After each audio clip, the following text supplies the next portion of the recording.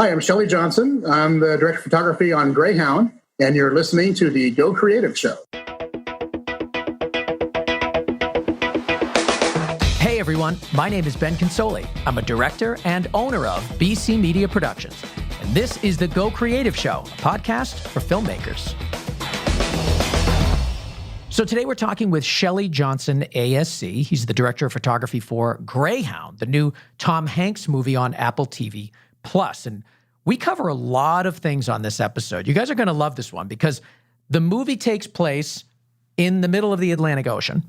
So, there's a lot of conversations about sort of how you recreate the movement of the ship and the lighting that's out there, or lack of lighting, I should say, out in the middle of the ocean.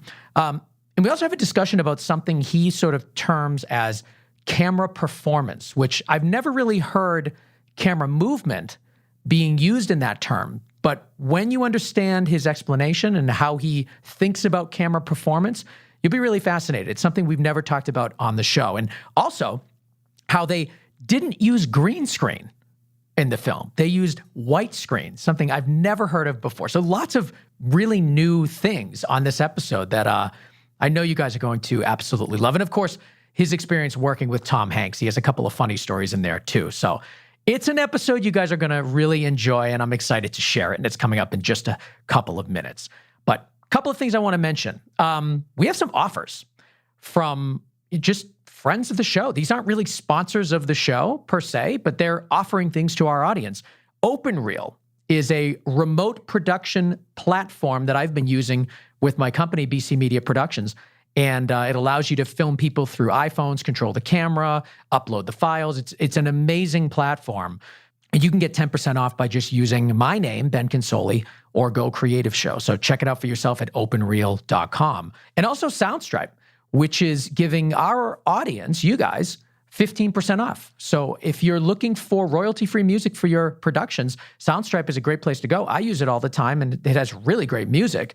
And you can get a subscription there at gocreativeshow.com/soundstripe and use the code GoCreativeShow for 15% off. So some offers for our audience and for us here at Go Creative Show. So thank you, Soundstripe and OpenReel, for offering some cool stuff for us. All right, let's jump into our interview with Shelly Johnson, ACS, the director of photography for the new Tom Hanks film on Apple TV+, Greyhound.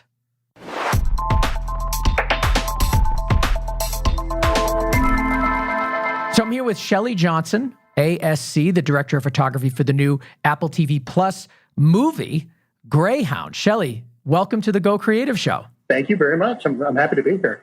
I didn't even know Apple TV+ was doing movies until Greyhound came around. Is this their first?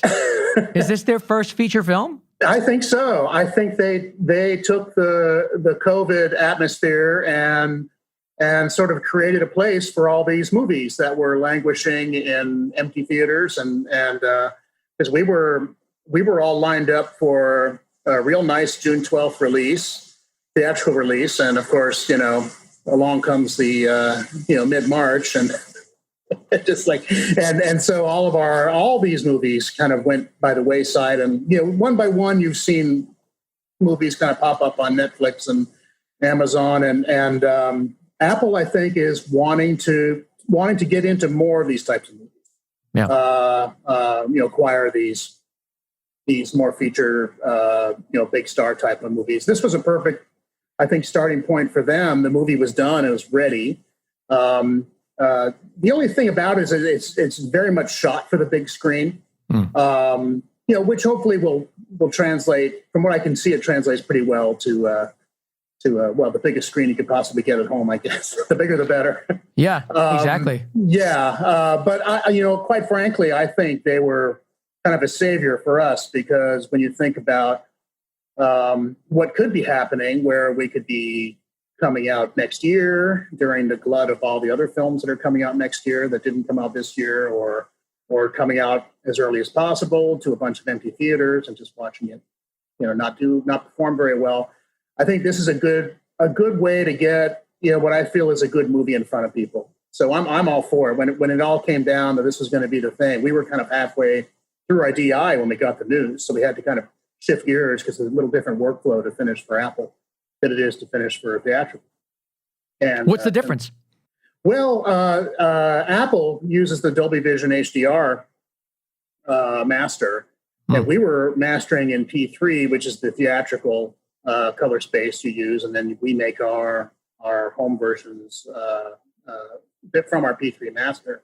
We ended up shifting gears to do the Dolby Vision master, since that all has to be translated to something that the TV can either create a 709 color space or a Rec 2020 color space, depending how your TV is set up. It's a little different thing. And we went around a couple of times with the movie to kind of get it down to theatrical levels. When Gary Getzman and everyone at Playtone saw the movie, they were more interested in keeping it theatrical looking, because the movie it's a stormy, very kind of salt sprayed kind of look. Yeah. And so we didn't want it to get too electronic. So a lot of our function with that change in what we were doing was creating what we had, the look that we had created in P3 and letting that, kind of translate to this Apple color space where we are now. So sound wise, I think it's amazing. I think it's a pretty good platform that they have there. I'm pretty impressed with Apple. So the film is a World War II film. It stars Tom Hanks. I mean, we're talking about upper echelon of stardom here. It's a big film, sort of made for the big screen, but just because of our times is now forced on TVs, tablets, iPhones. So if you knew that you were going to be releasing this through Apple TV Plus, would you have changed anything during production? Probably not. I might have changed the camera choice a little bit. We shot in full 8K, large format. I might have entertained the idea of going with, an Alexa. We use the DXL in 8K because we were going for the big screen, and we wanted as little distortion as possible on the faces. We wanted the optics of that large format shooting. And it's a spherical format that favors faces because of its longer focal lengths. We were very limited with our camera choice. It was before the Alexa LF came out, and so we went with the DXL. And I think that had we known we were going to Apple TV, I wouldn't have had a problem just shooting with a Alexa Mini, and doing it that way. Because I think we would have gotten some pretty good results, and it might have been a little easier, but not really in terms of the shooting style and the storytelling. Tom had a very specific goal about this. He wrote the screenplay or adapted it from a C.S. Forster book called The Good Shepherd, and he was interested in doing a film that put the audience in a very specific position. He really wanted to study the physiological strength involved in the procedures and behaviors connected with how difficult it was to stay alive in the middle of the Atlantic in 1942. And so he's done a lot of films that are character studies, especially in the World War II genre. And this one, he wanted to make a lot more procedural.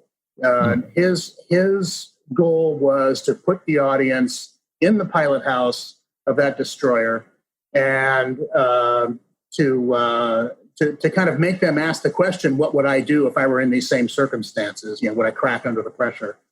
So for Aaron Schneider, the director, and I think that we were always trying to answer the question for the audience, how does one deal with a pressure that never lets up?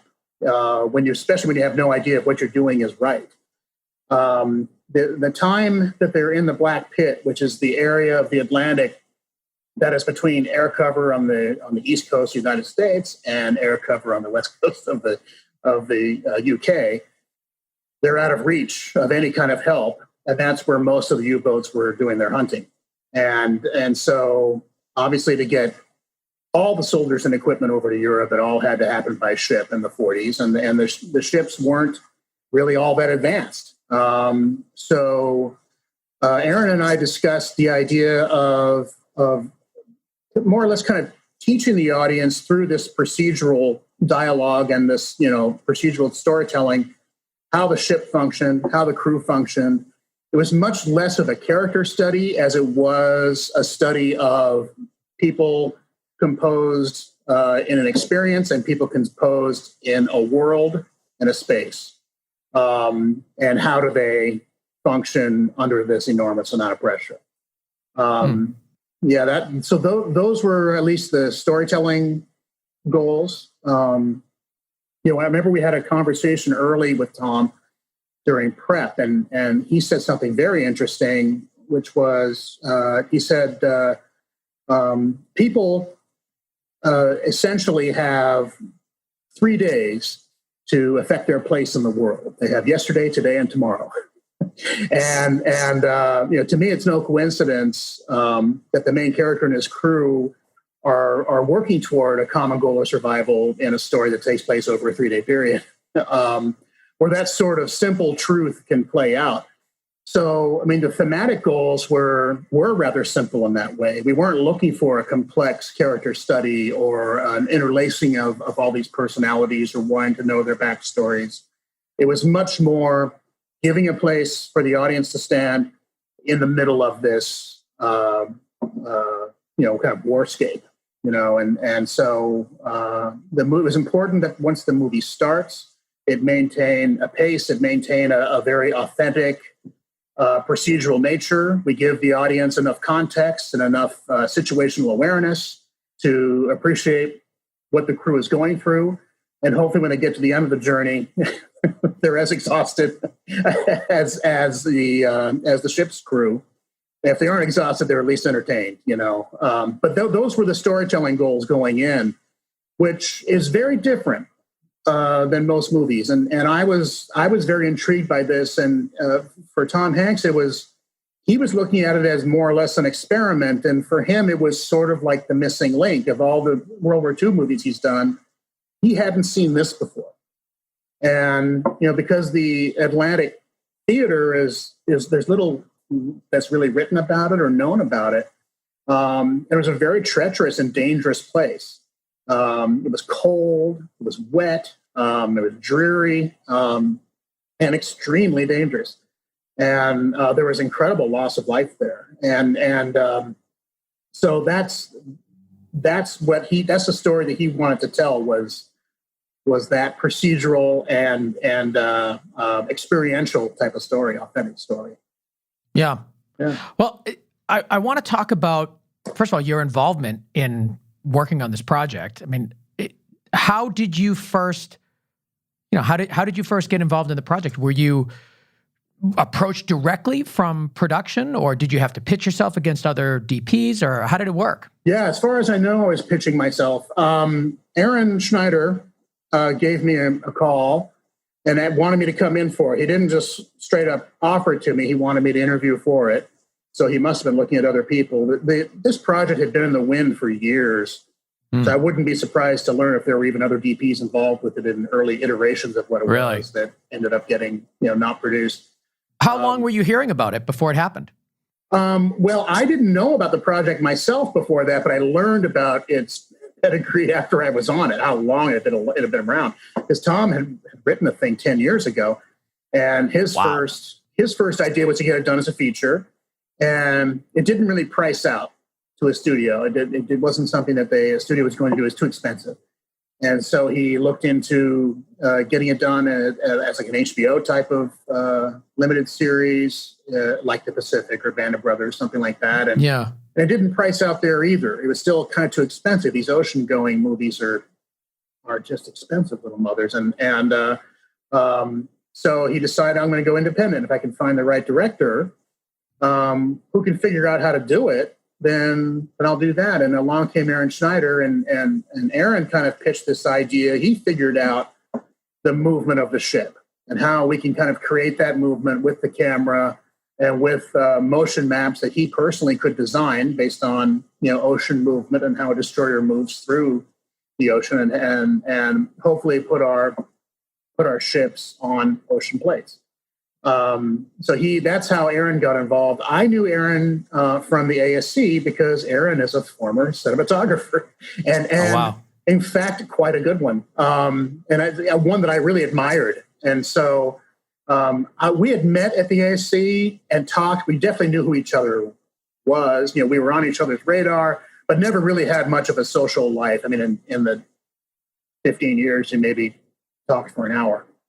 Various events, and he would come to a screening and he would say something nice or something. And I always valued my conversations with Aaron. He's a very smart guy. He's kind of like a mad scientist, genius type. And so when he called, I was very interested and kind of tickled and about doing it. Of course, you hear World War II, Tom Hanks. It's I was going to say yes before I even read the thing. I didn't really care. You had me at Tom Hanks. You had me at World War II, yeah. And Aaron. And so he came in, and it was so funny because Aaron said two things to me in the interview. I came in with a lookbook and kind of a way to shoot the thing. I read the script, and interestingly, because the script, is written very procedurally as well. The dialogue in the script is composed of rudder commands and firing trajectories and distances, and there's not a lot of small talk. You honestly, you need time when you first turn it on to adjust your brain to the dialogue. Yeah, to this world where you're in the middle of it. Yeah. And so the story, I deduced from reading it, okay, the story is in the white part of the script. It's all the reactions that occur before and after the lines. Because if he's going to shout out a command, he's going to shout it out authoritatively and with confidence. But we want to be able to see in his eyes, was that the right thing? Yeah. Is that command indeed the right thing to do? So I have, as a reader, you have your own interpretation of what's happening. And of course, you don't really know entirely what's happening until you see the actors do it. Because, there's a whole new reinterpretation. Yeah. But, when you're in an interview situation, you come in with your own interpretation. And so that's what I had. I was very interested in doing the movie handheld, putting the camera right in the middle of the action, and putting the audience on that deck, on the ocean next to Captain Krause. Well, yeah. I mean, let's talk about that, because I think you're tasked with making people feel like they are there in the moment. So right. how do you do that from a cinematography standpoint when you don't really have a lot of sets? I mean, right. The whole thing takes place in the ship for the most part. Right. And you need to, I imagine there's a bunch of challenges. The things when I was watching it that I'm thinking to myself is I'm like, okay, what are the biggest challenges that I saw as a viewer? And I'm thinking to myself, okay, you need to have a sense of claustrophobia. You need to know kind of where you are in the ship. You also need to understand that you're sort of nowhere at the same time because you're in the middle of the ocean. Yeah. So you're really playing with scope, scale, and perspective throughout the whole piece. Mm-hmm. And that to me sounds like it would be an incredible challenge as a cinematographer to create all of those feelings. But I'd love to hear from you. How did you create this world where we have to be in the seat of this captain? Yeah, and there's also kind of that element, those things that you mentioned. I think a huge element for me was also the vulnerability aspect of it.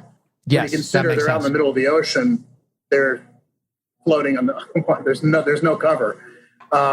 So you're left to your wits. You have to find them before they find you, essentially. And then once they find a U-boat, there are certain things the U-boat could do well. There are certain things the destroyer could do well, and vice versa. They each have their weaknesses also.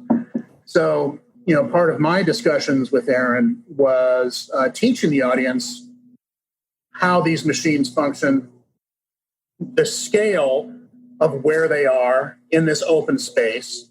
They're escorting 37 ships, and so there's a constantly changing landscape of where they are in relation to the ships, because the escort destroyers, are circling all around the convoy at any given time. They're never in one place. They're always looking for the hot spots, and where the trouble is, and lining up their defense. So they're constantly on the move, and so that was also a big part of it was giving the audience an awareness of where they were at any given time. But in terms of the experiential part of it, The handheld camera, the two components for me that were most important were the handheld active camera, where the camera was performing. So camera performance was paramount to me, and also natural lighting. The last thing we wanted to do was come in this thing with a Hollywood lighting job, because we were going to be doing a lot of this on stage. That all of it is shot on stage except for 5 days where we went out onto a museum ship, a restored destroyer that's kind of moored out in the Mississippi River, but the rest is on stage. So because it took place over a 3-day period, I had pitched to Aaron the idea of these different times of day. Tom structured the script in an interesting way. Every 4 hours, there's the beginning of a new watch, which means that there's a whole new crew that comes into the pilot house. And the one element that stays the same is the captain. He never left. In the 3 days, he never goes down to his captain's quarters. He doesn't eat. He doesn't even sit down. He's very involved with this intense 3-day period. He doesn't leave, but the crew around him continually changes, and the communication between them is a big part of it. And so one of the things that Aaron asked me to do was to learn as much as I could about the procedures. How does a destroyer work? How does sonar work? What happens when they find a sonar target? How do they plot an engagement? And how do they attack it? How do they defend against it?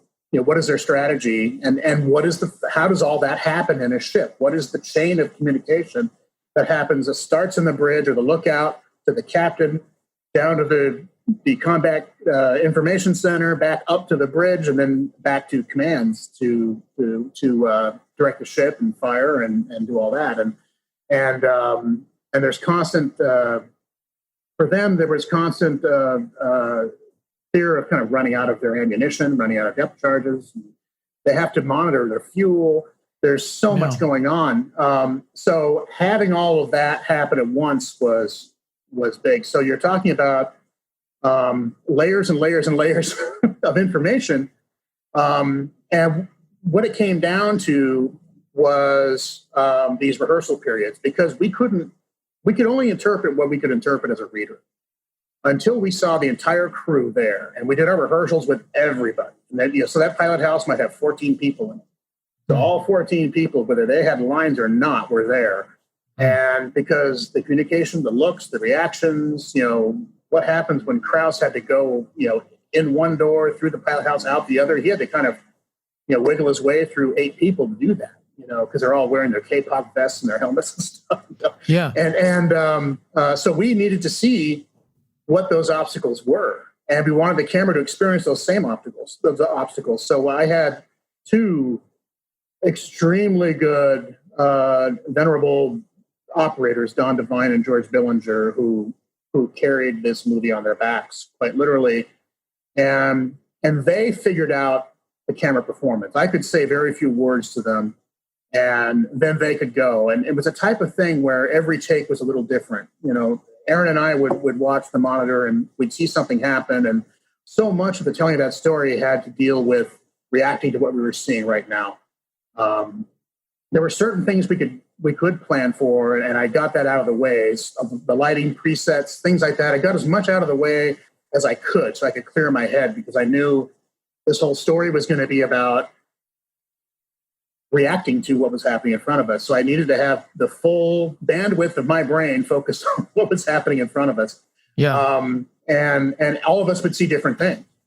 When we did rehearsals, Aaron would stand on one side of the room and I'd stand on the opposite side of the room, just so we could get a view of what was happening. Yeah. And typically when you see a DP and a director do that, that's normally not a good sign. That's sort of the sign of a disconnect. What's wrong with these guys? How come they won't stand next to each other? But it's like, no, that wasn't the reason we did it at all. It was because we wanted to see, well, what did you see over there? Well, I saw this. What did you see over here? Well, I saw this. And Aaron was remarkable, where he could only articulate so much on his own in our discussions during prep, but after the rehearsal, he could articulate a lot. He put together a whole narrative based on reactions and those silent moments. Yeah. That he said, here are the moments we need to go for, A, B, C, D, E, F, G, whatever they are. And suddenly we had a focus. So now I could adjust my lighting to help accentuate those reactions. I could get the light in the eye where we needed it. I could get the camera where we needed it. We wanted things to be very fluid and very adjustable. And I told Aaron, there's nothing we can't do. If you want us to start in the pilot house, go out one door, back inside, out the other door into the front of the ship, we'll do it. If it's right for the audience and right for the shot, don't worry about how difficult it is. I'll figure out a way to do it. It's more important that we get the energy of the camera going, for the audience's sake, because we want them running alongside the captain to see what's going to happen next. And to me, that's a huge component in the success of the script or the success of the movie, I hope. And I think that the camera performance in this is equally as important as the actor's performance. Yeah. Well, there was a couple things in there that I want to dive into, and I want to just isolate the decision for handheld. Did that come, first of all, what does that translate to for the audience? And also, when did that decision get made? Was it during the rehearsals, or was it something you knew right away that you wanted to do? Well, that's really funny because, I was, in my mind, I was thinking, I might want to do this with maybe some kind of little gimbal or something just to smooth it out. The problem is that we were going to be on a different type of gimbal. We were going to be on our base. The set was on a base that pitched and yawed and did it and rolled and did everything.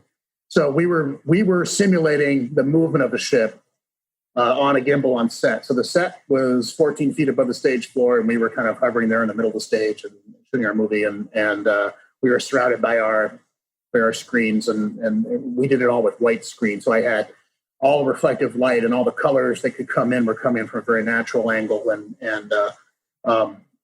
So by doing it handheld, I could see still the movement of the gimbal, where even a Steadicam starts to kind of equalize that out. You start to kind of deaden that, which is like the opposite of what you want. You want, if anything, you want to accentuate. So even the times when George Billinger, who's a very good Steadicam operator, I was telling him, "Hey, really hold on to that thing, so we no light touch. We actually want to see your movement." So, but if we were doing like a long lateral move, sometimes that's really difficult to do handheld on your shoulder. Yeah, easier for him to do on a Steadicam, but I really had him dirty it up. It went against everything that he was trained to do. But he must have been like, "Are you sure? Are you sure you want?" Yeah, he did give me a look, but it was like once he understood and saw the playback and all that, it's like, okay, yes. And these guys were so good at really figuring out the movement, because there were certain sets that were not on the gimbal where they had to sort of create the movement themselves. And we shot simultaneously one scene that was on the gimbal and another scene that was on a stationary set on the stage floor, and both images on two monitors side by side, and they're both perfectly matched. These two guys just figured it out. I mean, it's just amazing to watch. And I think if from a technical standpoint, watch this movie if you want an example of what a good camera operator can do. Yeah. Now, just to clarify for the audience and for me, we brought up the term gimbal a few times. I think the natural thought is going to be camera gimbal. Yeah. So, and I believe you're talking about the actual ship on set on a gimbal. So, talk to me about the way that you mimicked that rocking ship on set. Well, interestingly, it all came from a motion file. When Aaron was in prep, and remember, he came on the film because he had this idea that he could create the motion. Yeah. He really analyzed. He went into Maya and taught himself how to use Maya, because he's a mad genius, and gave me kind of the formula of what it is. He said, "Shelly, if they're in 6-foot seas and the destroyer's here and the camera boat is here, the destroyer could be doing this, the camera boat could be doing that." He said, in his motion, he said, we could have as much as 30 or 40-foot differentiations in height on 6-second cycles. Wow. So when it came, which is enormous. And so when it came time to do our work, let's say on the museum ship out there, we had a 75-foot tender crane on a barge, and we were doing 30 and 40-foot drops and rises on a 6-second cycle, which was on a 75-foot arm. You can just imagine what that's like for the grip. Oh my God. It was mind blowing to see how much movement, but you needed that much movement in order to see it. And I kind of have a funny theory, which is, you almost need twice as much of everything to see it in movies. You need twice as much rain, and I, in my dinosaur brain, I think, well, okay, it's 180 degree shutter. Half the time your eye is closed. So you need twice as much for it. So there you go. The full effect of what it is. So it turns out, it actually seemed like we were doing, when you saw it, that crane moving, it seemed like, oh man, we're doing twice as much as we need. And you look at it on the monitor, it's like, nope. Exactly. Do you have any photos or videos that you can share with us of? Yeah.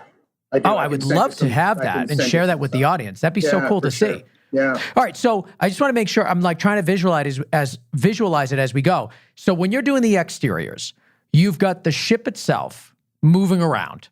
You've got a camera platform, I'm assuming, moving around so that you can mimic that, 40 or whatever you said foot, right? Difference for every 6 seconds. So you're like constantly in a state of motion. Like, did anybody get sick? Did anybody get motion sick on set? Not that I know of. It was the gimbal kind of had its own. It was a treacherous, diabolical device, and it had its own way of throwing our backs out because it got to moments when it got really rough. But in terms of the motion, what was interesting is sort of like the same motion of flight, where whenever I do a flying scene, everything needs to be unlocked. It's like the roll, the pan, the tilt, the ins and outs, nothing can be locked. The minute you lock one axis, it looks fake. Yep. So, which is part of the reason to go handheld. The minute I just wanted everything unlocked, and whenever we went on the crane, we told the crane groups, just keep it moving. It never stops. It's always going to be breathing and doing something, and never is anything going to be stationary. And because that's kind of what helps create, that overall experience. By the time you get to the end of the movie, you feel like you've gone on a journey. Yes. And even on the quiet scenes, it was when we're down in his quarters at the beginning and end of the film, we're still handheld. We're still moving around, and it's not an action-packed scene, but it's still we're providing, that intangible, that's something the audience will feel more than they can see it, So now you said you were using the Panavision, what's it called? The XL for this. Now, what were you pairing with it for lenses? Okay, my lens choice, what I really wanted to use were the Sphero 65 lenses. It's an old set of lenses. They're just beautiful. And since Dunkirk came out, everyone's been using those lenses. and so they're difficult to get. And so I have my contacts at Panavision, and usually when I do a movie, I tell everybody, all the sales reps know that I'm looking for these lenses. And I have one main rep that I use in Woodland Hills named Dave Dotson. And then we had James Finn, who was helping us. And he has the whole kind of southern section of the country that he does. They were both looking for these lenses. And it was kind of touch and go. We got about a week out, and we weren't guaranteed that we were even going to get them. So we're in camera prep, and we don't have our set of lenses yet. And we ended up, David found some lenses, a set. He Frankensteined a set together, sent these things over, and I mean, half of them weren't even anodized. They were getting old, and I didn't really have a chance to test them. I mean, you can test them, you can put them on a lens chart and all that, and that tells you a certain amount. But for a DP, what really matters is when you get them into your lighting situation, and how do they take your light, and how's the contrast, and how do they bloom, and how what does it do with a bare light bulb and all that. I didn't see that till day one of shooting. so are you serious? I am. Yeah, I'm totally serious. I believed in these lenses so much that I decided, okay, I'm just gonna go all in on this. And if I do it untested, it's go big or go home, I guess. So did you find any variations between them that were like Oh, they're really hard to deal with? Yeah, wildly different. Yeah, with any kind of older lens, you see big contrast variations, sharpness variations. They shift in color. They shift everywhere, and you see that when you're grading dailies. So you're you're doing dailies, and you think, okay, there's our 50. Yep, it's blue. Okay, there's our 40. Yep, it's it's a little softer and a little lower contrast. So you kind of have your trims that you do for whatever those lenses are, and you make sure the colorist knows which lens is up there because he gets to know them too. And it's shooting that format, that large format, the VistaVision format. It's sort of like anamorphic. For me, it's a prime lens format, and you end up using very few lenses, or at least I do. Usually when I shoot anamorphic or large format, my lens choices I end up shooting the movie with like 3 lenses, it seems, every time, just because you gravitate toward what works. And I'm guessing being handheld, you probably weren't very telephoto either. Yeah, I mean, we had to be in times when we could really create some movement if we ever went back from the ship. We could really exploit that movement. Yeah, that's true. Yeah, so we did that occasionally, but you're right. About 90% of the time, we're 2 or 3 feet from the actor. Yeah. What were your focal lengths that you were playing with? You mentioned just a minute ago, you usually end up sticking within a range of maybe 2 or 3 lenses. Yeah, we had a 35 and a 40 that we probably shot 75% of the movie on. Yeah. Occasionally the 50, rarely the 75, almost never the 100. We had a 24, I think it is, that we put on a couple times, and I didn't like what it did. We were trying to see if we could get in close to Tom and kind of break that barrier of space to get right into him. And it sort of had side effects that were distracting. So I did that for one scene and decided that I'm not getting the returns I want on that lens. I'm much better off getting to that intimate moment in another way that doesn't involve distracting optics, Yeah. So what we thought might work didn't work as well. It worked for the moment where we did, but it's not something we repeated very often. How many cameras did you have on set? We had 2 all the time, or 1.5 cameras, as I like to say, because about half the setup you end up shooting 1 camera because if the camera's going through and it's seeing everything, where are you going to put the other camera? The set was so small. But there were lots of times where we did use 2, and when we got into the battle scenes, we would get into 4 cameras. We had a very good second unit, named Steve Quayle, who's a friend of Aaron's, who did a wonderful job, second unit, doing a lot of the stuff on deck. That meant loading the guns and firing the depth charges and whatnot. Just fantastic. And so we did have some help, and I think what was really nice about this movie is the entire crew, everyone really wanted to be there. It was not the most expensive movie. We shot it fairly quickly. We shot it in 35 days.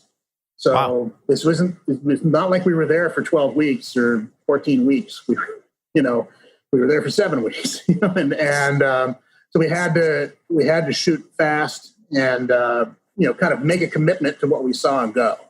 Yeah. So that's kind of how we did it. It was a lot of it was instinctual. So knowing that going in, that's why we got a lot of our technical stuff done early, because we had to be able to rely on our instincts and trust what we saw and go. Yeah. I want to dive a little bit deeper into lighting on Greyhound, because a few minutes ago, earlier in our conversation, you had mentioned that natural lighting was really important to you for the realism of this. And that makes sense for exterior. But a lot of time you're inside and the windows are very small. Yeah. And your light sources are coming from machines. Yeah. And certainly like lights within the ship too. But talk to me about that. Why is it important to have natural lighting? And then also, how do you achieve that on a set like you had for Greyhound? Yeah. Interestingly, when I first read the script, I thought, okay, pilot house of a ship. So it's going to be a big band of windows. This is going to be great. All kinds of windows all over it. They're going to be able to look out and I'll have all this light coming in. Oh, this is going to be sensational. I'll be able to do anything I want. And until I looked up what a Fletcher class destroyer pilot house looked like, and it's a pilot house on that ship is essentially an armored box It's a solid steel box with 9 portals in it and 2 doors. And the portals are this big, it's so there's not a lot of light coming. It's actually quite dark, and there's a big differentiation between the exterior light and the interior light. So we were going to have our interior light that was going to exist in there. So lights are on even during the day because it's dark in those places. And for the whole movie, they're going to be sailing through storm conditions. So we had, various kind of like levels of weather they were going to be sailing through. And one thing that I did was I kind of broke the whole movie down and wrote up kind of what I refer to as the manifesto, which is every scene I broke down the sea state, which is the height of the waves and the condition of the ocean, the visibility of the horizon, the color of the water, the amount of cloud cover, was the horizon visible? And if so, what did it look like? What was the color of the ambient light? What was the relationship of the exterior light versus the interior light? Was it a bright type of overcast? Was it a dark type of overcast? Was it raining?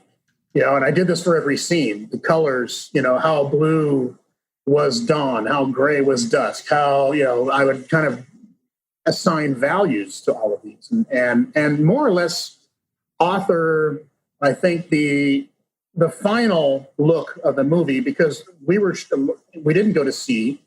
So everything we're doing is their foreground plates. It's a lot of process that we're doing. And so what would have been typically a green screen movie, we would have had our deck, and we would have had to somehow interlace our backgrounds into that. So I at least was establishing what the background should look like, what was supposed to be in the background that was motivating the kind of light I was making on stage. That's kind of what it added up to.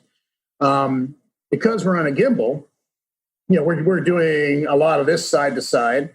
So the windows are, we're covering 40, 50 foot, spans on our screen that's out there. So if that was a green screen, it would be a massive green screen, even though our windows were very small. Everything was moving. So if everything was green out there, all it would have done was reflect green light into the set, and it rendered all that light unusable. And plus any light that I would have had to bring in from the outside, I'd have to bring in from unnatural angles, because the light technically should be coming from where the green screen is, because that's where the background's going to go. Yeah. So I did it with white screen, which is a process that I did in Captain America. We had one set that was a suborbital bomber, and it's a very large airplane interior that had a giant window, kind of looking out the front of it, that overlooked the sky, and all that light poured in that window and then reflected off of all of the gubbins inside the set. And so obviously the same thing, become green out there, it just would have turned the whole set green. So we used white. So I pitched this white screen idea, and VFX was totally fine with it. They were great with it, and they were good with it. They were so good to the point where they could key water droplets on the portal. Wow. Against a white background. It was so good. And so now, so you're saying white screen. I've never heard of this term. Maybe some in our audience have, but so you're just on a big white cyc? We're on what the word is, a big muslin. I have a picture of it that I'll send you. Okay. So it's in kind of a big horseshoe shape. I surrounded our set with muslin, like a 50-foot by 300-foot muslin, whatever it was. And in fact, I have a line diagram I can send you. Oh, please do. All of that stuff would be really fun to put in the show notes. Yeah, so we could backlight through that, basically illuminate that, and let that be our sky. So now we're photographing the source, and we could make it the appropriate color. Just look up on the manifesto, what color should it be, and program that all in. We lit it all with sky panels, which are color mixable and programmable. So I kind of wrote up a cue sheet based on my manifesto of our first swing at all of these scenes. So the programmer could program the whole movie in and at least have a representation of each scene. We would usually change it greatly once we got into the heat of it, but at least we had the movie catalog in the console before we even started shooting. We just did all the prep. So we had the big horseshoe around, which was basically like our distant sky. Then we had more grid cloths and things. It was the whole set was surrounded by white. That was our skylight. So I could make the skylight different color than the horizon. I could make a warm horizon or a cooler sky, and I could really mix it up. So the whole ship, or the whole set, covered in this white. Yeah. You could blast through any color you needed to. Mm-hmm. So, your skies are going to be a different color than the ocean, right. Highs, lows, all this. Right. As the ship is moving, are you also like changing it? So like you said, when the ship tilts up and the portholes are looking at the sky, there's going to be a different color than when it's tipped down and it's facing the water. So were you programming those light changes in the sky panels? I didn't have to because the set was doing it. So you were already kind of making the horizon. Right. I could differentiate those colors. So when the ship, went down on the port side, it was looking at all the light, the color of the light, everything I had low. When it went up on the port side, it was now looking at all the skylight I had up there, which was a different color. So you have this very natural kind of change in the light that relates to all of the movement on the ship and everyone, swing, and as water's coming down and dripping from the ceiling, it's doing this, and and the light's changing. And we didn't have any hard light until the very end. They're in storm conditions the entire time, which at first I think, okay, that's going to be boring, just be in kind of top soft conditions all through the whole movie. And I thought, okay, what I have to do is really mix up these times a day. Since Tom wrote the movie, observing these different shifts that came in and out every 4 hours, the time of day would change. So it would go from late afternoon to dusk to night, which they turn on their red lights, and we had a whole separate kind of deal for night. Dawn, we had some dawns that were very cyan, and another dawn is very gray. And so I would kind of help tell the story of the journey by the color of the light and the time of day, and how the dawns would change. They came into different weather conditions and things like that. So I did change things up quite a bit, even in that somewhat limited lighting direction. I could change the contrast up. If they were in a brighter area of the ocean, I could let those windows go a little hotter, let the inside go a little darker. If they were, things like that. And it was good because when it came time to do the visual effects, all the narrating of all this stuff, they brought in a new visual effects person to finish named Nathan McGinnis, who's wonderful. And he was having trouble understanding what we were doing to lighting. And so all I had to really do was give him the manifesto. Say, well, here's what we did. Here's the plan. And he read it. Like, oh, I had no idea we could do all this. I said, yeah, this was by design from the beginning. Here's how the horizon should look. Here's the color of the water. Here's the color of the sky. Wow. Here's the clarity. Here's how much atmosphere is in the air. Here's how bright it is in relation to the interiors. And so he had a roadmap. And nights was even another thing where that opened up possibilities for him, our conception of what night would be. So that much of the planning done helped free our brains to see what was happening in front of us. At least have the concept out there, Well, I want to talk about how you approach the nighttime scenes because, again, relying on natural light, and when there is none, what do you do? What do you do? So, okay, yeah. So I've always held that the two most difficult lighting situations for a DP are, and I've done them both, night exterior desert and night exterior ocean. Because they're just vast, flat landscapes that go to a horizon. And unless you can light 26 miles of everything, to the point where, there's going to be a point where your Hollywood lights run out.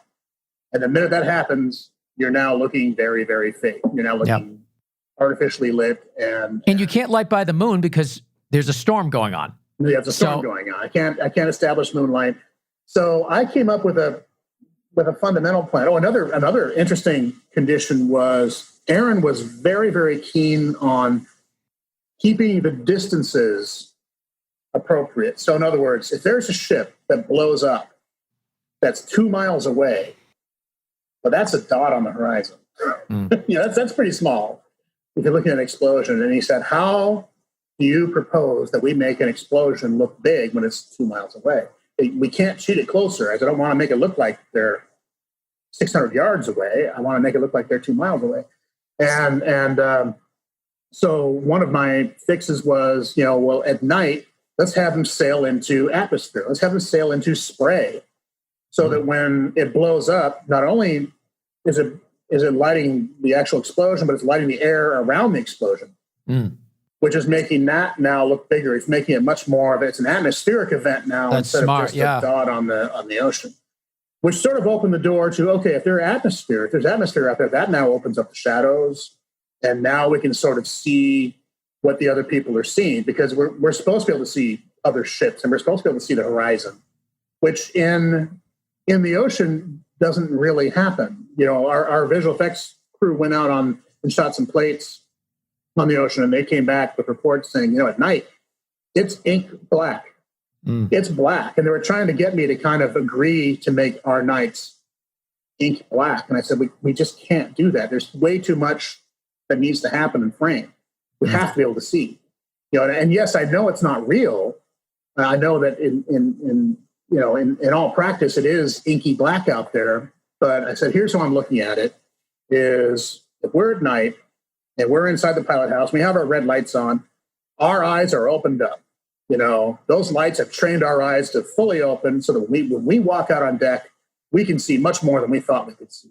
Yeah. There's spray in the air. We can dig into those shadows. We can see the conning tower of a U-boat against a gray sky, and we can see, that horizon moving around, and where we wouldn't if it was ink black. It would just look like we were on an underlit soundstage. It would look terrible. So I thought it's more important that our nights be consistent, have a very solid and meaningful reason to be, and go with that. So, in film, there's things are logical because you say they are. Part of teaching the audience, about things like sonar is also teaching them what is our world. And our world, it was going to be nights that we could see into the darkness with. Darkness was not a place to hide. It was a place to engage. So you're using the lights from the ships. You're using fire explosions, but having atmosphere be the thing that kind of carries it and thickens it and makes it bigger. Yeah, I had some ambience. So in my mind, okay, now with that as the rule, now I'm thinking, okay, the moonlight can be up there, and maybe it's not direct, but it could be backlighting those clouds. Sure. So when you look up at a lookout, you're looking at a part of the sky that has the moon behind the clouds. So the clouds are illuminated by the moon. So they're silhouetted. They're not against a black sky. They're actually against a sky that's with some lit clouds from a moon you can't see. Yeah. And that same light is waking the water up. So there's a little bit of reflection there. And then at night also, the first night they go out, they're firing off these star shells, which are those flares that kind of go up and hang from parachutes. And so they kind of chatter. And so we had those going for us. There's, of course, we could really exploit the muzzle flashes of the big gun. We had a lot of interactive light muzzle flashes. We had tracers. We had all kinds of we had every kind of interactive light you could think of. That technique of using the ambience really opened the doors for you guys. It did. That's for smart. me, it did. Yeah. It wasn't immediately welcome. I mean, it all got approved right away. When I got the manifesto approved, it all was approved, but I don't think they knew what they were approving, because the visual effects people were right away. I think they may have had plans on hiding in those shadows a little bit. And maybe save you some money in those shots. Exactly. I was kind of, I was piercing the veil there. Did you raise the budget single-handedly by this idea? I may have, but that, the script says, we see that tanker. I love that. We don't see the tanker. We see it. I want to talk to you about the challenges of shooting in environments where there's water everywhere. Like there's water being splashed constantly, winds blowing. I mean, yes, you're on a set, but they're creating an environment that's really difficult to shoot in. So can you talk to us a little bit about how you dealt with that, and also how much of it really was there? A lot of it was there. It was very, very wet. In fact, originally we were going to shoot, I think with mostly kind of vapor. They're going through essentially heavy, like in Ireland, they call it a soft day, almost kind of sprinkling, thick, very, very, very thick air, wet air. And the Sunday before the Monday when we started, Aaron went over to the set with the special effects crew and didn't necessarily dial that in. He dialed in full on rain. So we arrived Monday, and now it's going to be pretty much a rain movie. And so it was much wetter than we were planning on. So a lot of it we had to sort of improvise because that was all new to us, and because we were anticipating one thing and got something else. But it was there, and those actors are getting very, very, very wet, and the camera's getting wet, and which I thought was great. So our lenses were fogging up, and we were getting droplets on them, which I think visual effects even did more of, which I was okay with, And there was a couple of scenes where the lens would start to fog up very slowly during like a 1 minute exchange, and I was like, let it do that. I'm okay with it. I think back on that one shot on The Revenant when Leonardo DiCaprio kind of leans in and exhales, and his breath fogs the front element of the lens. Yes. Which I thought, oh my God, that's so great. And it was the opposite of, oh my God, look, there's a camera next to Leonardo DiCaprio. And now I'm taken out of that moment. That's not the case at all. Yeah.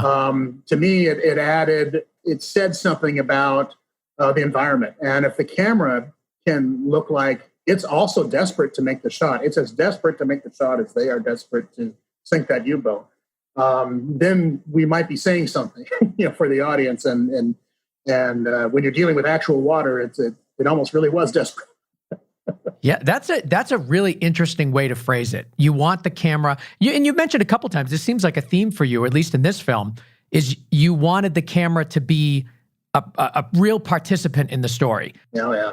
The performance, I call it camera performance. It's something we talked to the operators about. In fact, when you were asking about the handheld thing, I didn't really fully answer that question because we had discussed using little handheld gimbals or Steadicam or things. Sure. And the real reason we didn't was because it was so small and tight. And one of the things I didn't want to do was start flying a lot of the set out. I wanted it to be kind of hard.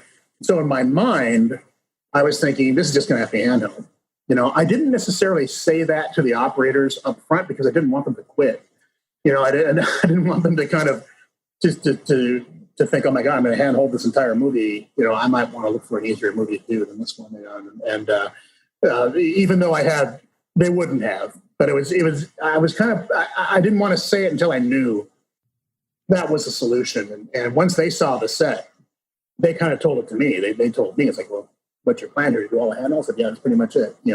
That's how we're going to do it. And I said, plus I want you guys to change it up, and I want you to really listen. And so our shooting went like this, where we'd do a shot. Aaron would come in and talk to the actors, and I was telling them, eavesdrop on Aaron, listen to what he's telling them, because those are the moments that we're going to need to get. So if Aaron's talking to Tom about one thing or another, then I can get that lens right where we want it. And even if I talk to Tom after the fact, go, hey, when you go for that, you give me a slightest little head turn this way, I'll be able to see both eyes, or whatever it is to get that moment on screen. Which he was totally open to do. He was very open to working with the camera. He definitely understands the camera, and as did all the actors. They were just lovely and wonderful and helped us immensely. So that was the camera performance comes from that. And so it comes from them. A lot of it comes from them as people, because they're interpreting it too. They're interpreting the scene along with everybody else. So they had to come prepared and ready to go. I love that. Yeah. What is it like working with Tom Hanks? I mean, he's a legend. You know what I'm saying? Yeah. He wrote the screenplay. He's the star of Greyhound. Yeah. You're working with him. What's it like? Well, wouldn't that be everyone's dream, to do a film with someone like that? And I was very much looking forward to it. And when you're a DP on a movie like that, and you've got an iconic actor or an iconic director or someone who you're working with, it's like I think about, man, I really have to make sure I bring my A game. Not that I never don't, but it's like you think about it. You think, I cannot be lazy for 1 second. I cannot, I've got to stay with this movie, and I've got to, completely go all in with it. In the case of Tom, it was very funny because he never left the set. He walked on that set day one and walked off the last day, and he wasn't the type that would go run off to his trailer at all. In fact, the very first day, the first setup, he came up and he said, Hey, Shelly, does your grip have one of those Apple boxes with a little pad on it?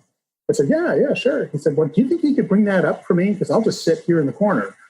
I said, yeah, sure. So I went to the key grip, Bob Babb, and I said, hey, Bob, if you want to make a friend for life, go bring Tom one of those Apple boxes with a pad on it for him. Wow. And so he did. And that Apple box didn't leave that set for a month.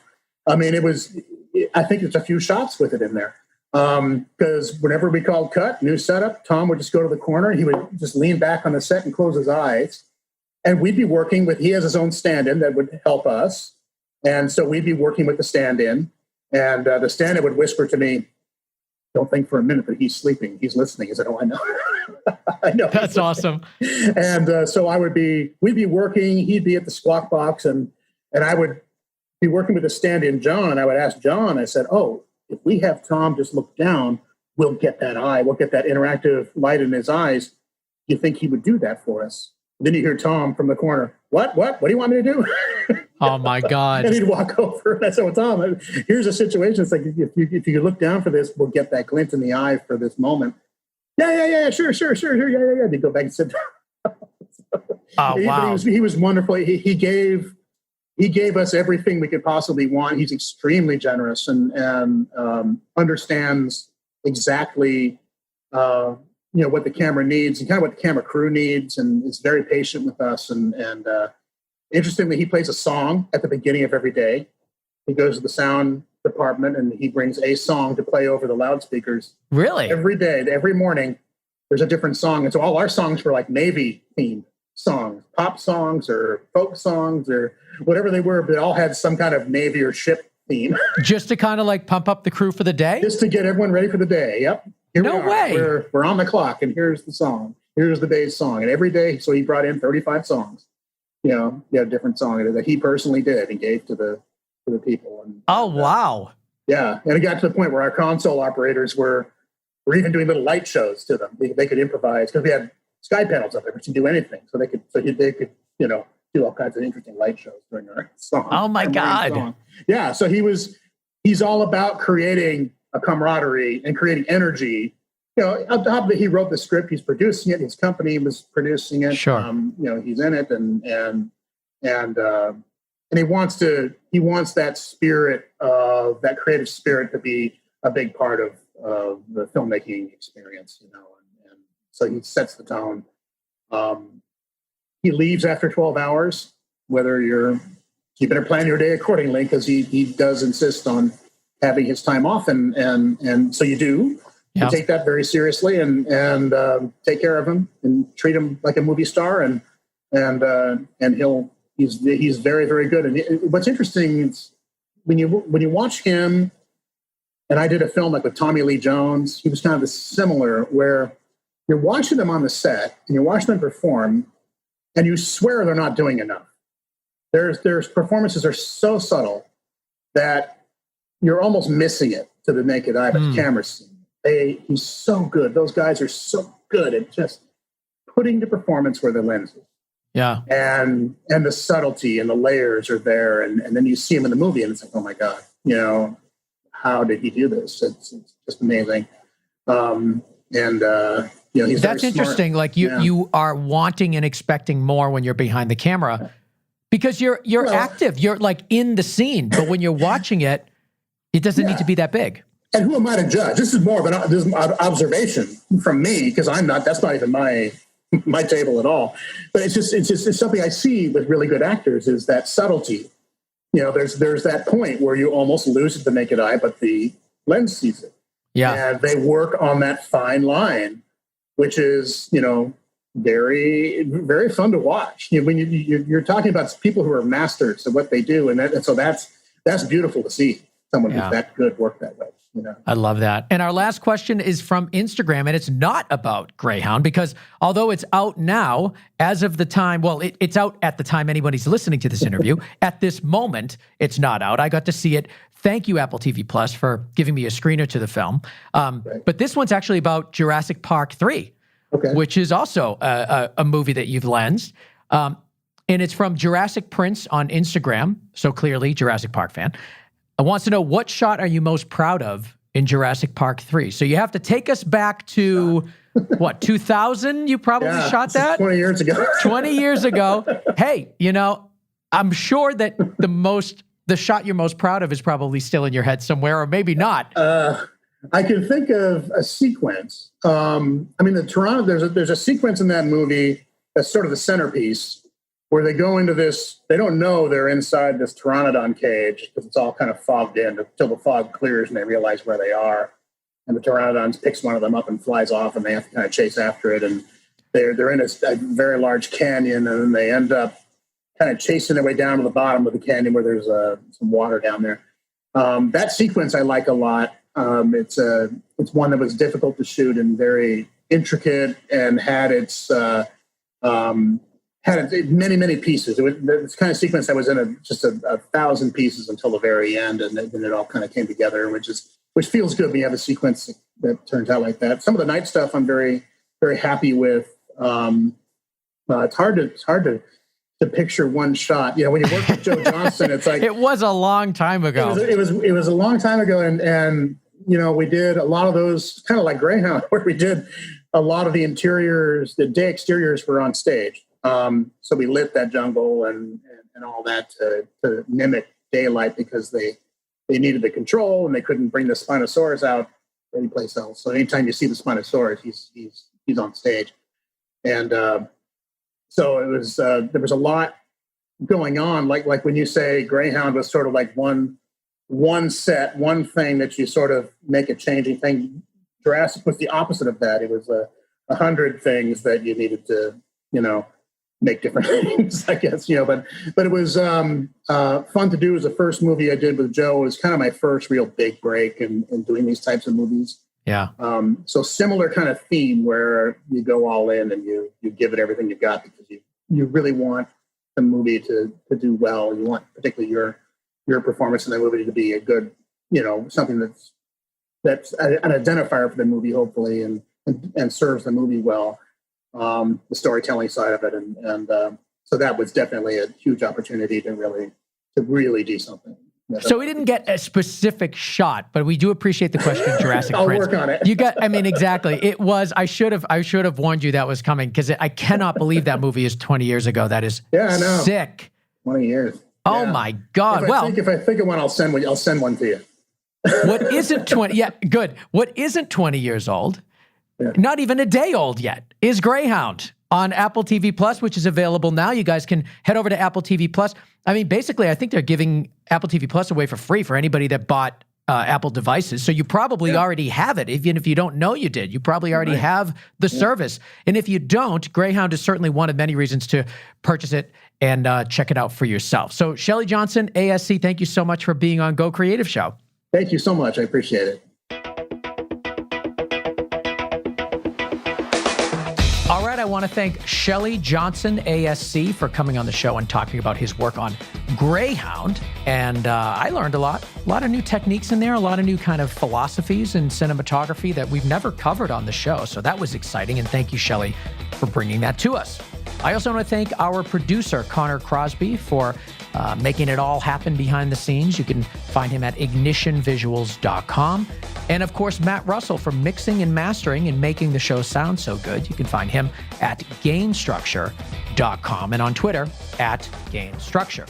Now, I want to encourage you to follow us on social media, Facebook, Twitter, Instagram, YouTube. We have all sorts of accounts there, all different kinds of content there for you. And subscribe to us on your favorite podcast app so you never miss an episode. I want to thank our sponsors, MZ, Education for Creatives, and PostLab, stress-free collaboration in Final Cut Pro and Premiere. And of course, I want to thank all of you for checking out the show, sharing it, enjoying it, engaging with us. We absolutely love that. So keep it coming. We've got a lot of great Go Creative Show content on the way, and we have you to thank. So remember, go to gocreativeshow.com for all things Go Creative Show, and we will see you next week on another episode of Go Creative Show, a podcast for filmmakers.